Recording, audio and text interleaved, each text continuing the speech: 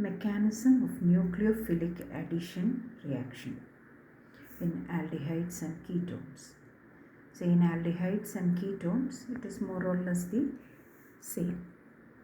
Let us represent an aldehyde like this: R C double bond O H. So this is an aldehyde, and a nucleophile is attacking it, or a nucleophile is coming here, and oxygen, as you know, is electronegative. It will pull the electrons towards itself, and as a result oxygen will develop a slight negative charge, and carbon here a positive charge, and this nucleophile will come and attack the carbon at this position.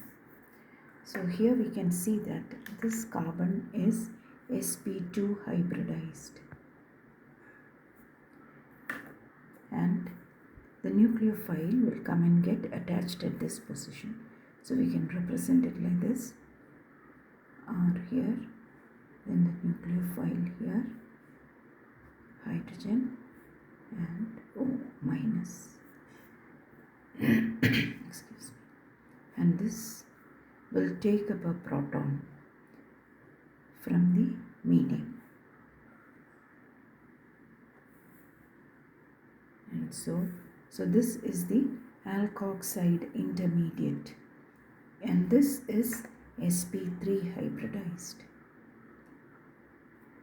sp3 hybridization of carbon there. So now you are getting R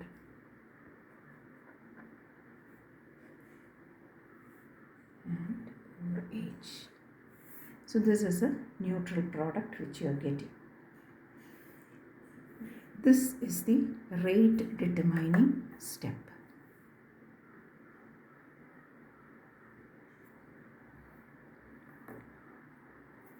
So the speed of the reaction, the rate of the reaction, will depend on this step.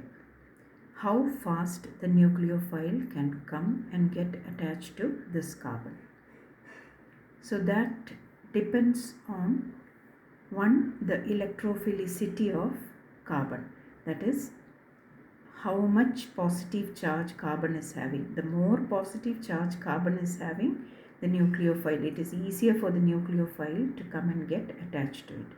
So the positive charge of the carbon will depend on the groups attached to it. Say this is an R group. If it is pumping electrons or pushing electrons towards carbon, as you know, this is an alkyl group, this will push electrons towards carbon. So the electrophilic nature of carbon, or the positive charge on carbon, decreases, and it will be difficult for the nucleophile to come and get attached here. So if there are two such R groups or alkyl groups, in the case of ketone, more the carbon will be less and less positively charged. So that is a reason which is responsible for the lesser reactivity of ketones than aldehydes. Now here you can see this is an alkyl group, and here this is a simple hydrogen.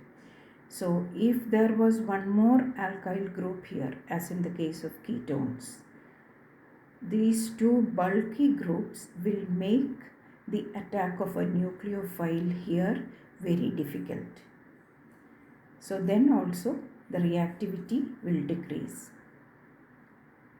So those are the two reasons on which the speed of the reaction, or rate of reaction of nucleophilic addition in ketones and aldehydes depend on.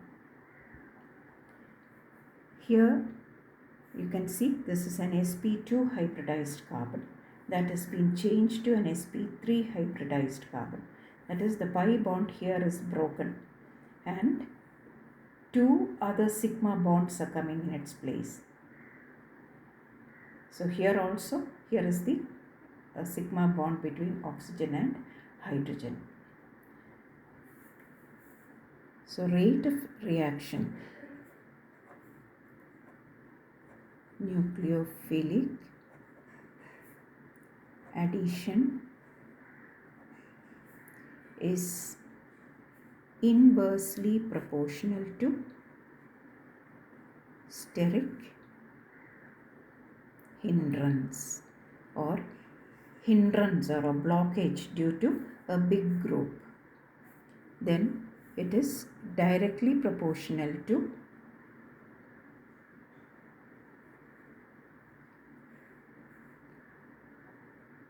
minus I minus M minus H effects and inversely proportional to plus I plus M or plus H effects.